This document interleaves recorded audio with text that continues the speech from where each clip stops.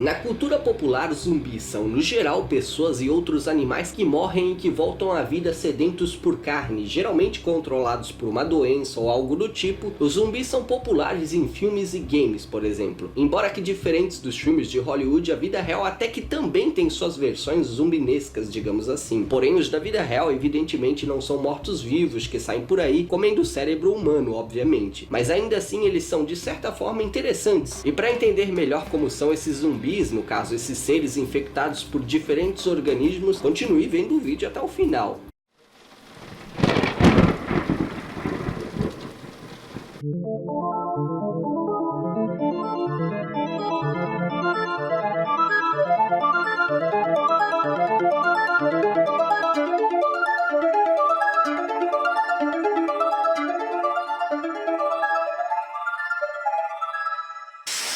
Oi pessoas, o meu nome é Johnny, mas vocês podem me chamar de Mingau. E para começar o vídeo eu vou falar do Ophiocordyceps unilateralis, que é uma espécie de fungo que infecta formigas fazendo com que elas mudem o comportamento. O que esse fungo faz é manipular formigas, fazendo com que uma formiga saia do ninho e das trilhas e vá para um lugar alto. E lá a formiga usa sua mandíbula para se prender e assim ela fica até morrer. O fungo faz isso para se reproduzir e quando está pronto para isso, ele libera seus esporos na população de formigas que está abaixo, infectando assim outras formigas. Mas para a sorte dessas formigas, o fungo demora cerca de uma semana para brotar e mais um mês para ficar maduro, que é quando ele libera seus esporos. Acontece que estudos recentes mostram que nesse tempo de maturação do fungo, ele fica vulnerável à infecção por outro fungo hiperparasitoide, que impede o Ophiocordyceps de liberar seus esporos, o que acaba controlando o número de formigas infectadas nas colônias. Mas o Ophiocordyceps unilateralis não é o único fungo capaz de infectar e fazer organismos agirem de formas estranhas.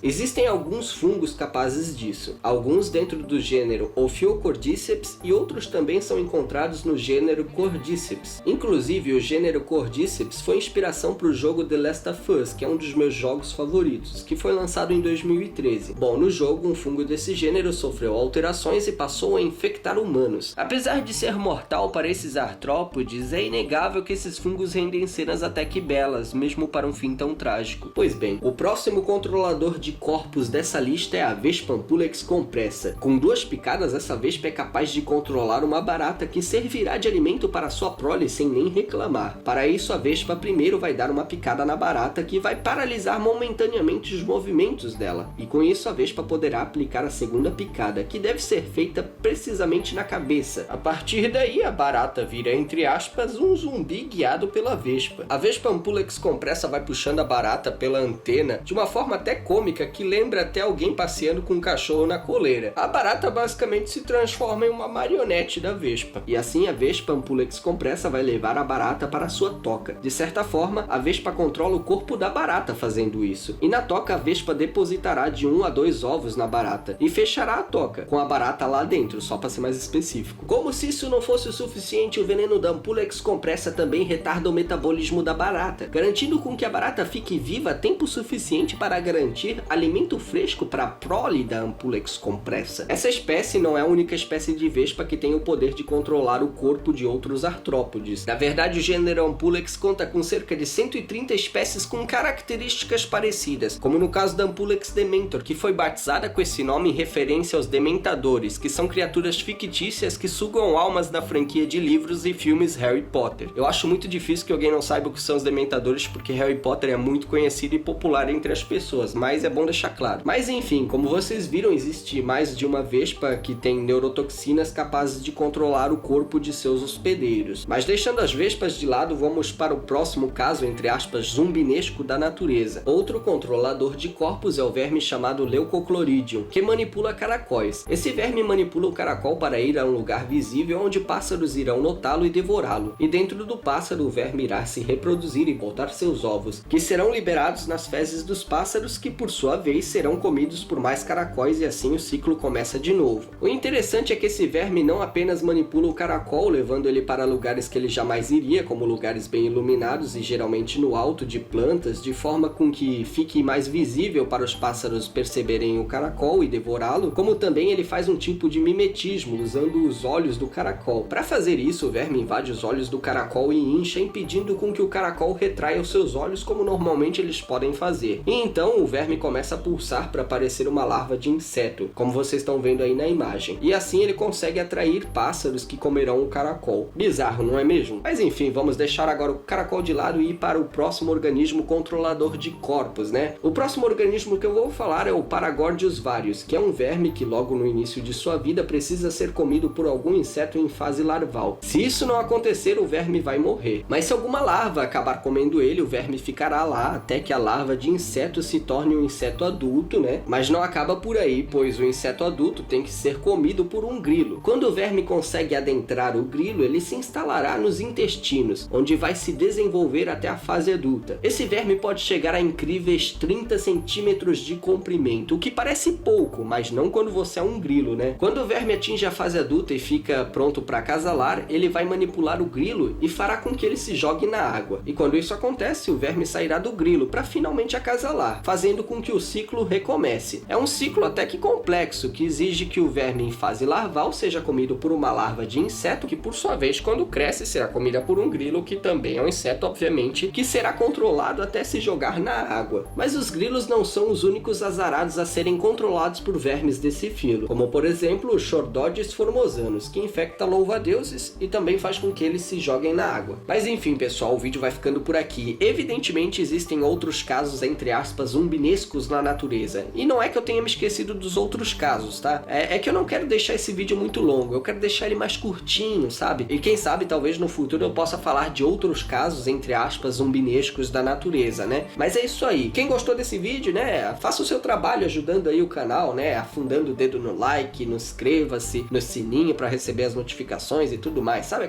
Aquela força básica que você pode dar aqui pro canal, né? Mas é isso aí, pessoal. Um abraço para todo mundo que assistiu até aqui e até a próxima. Tchau, tchau!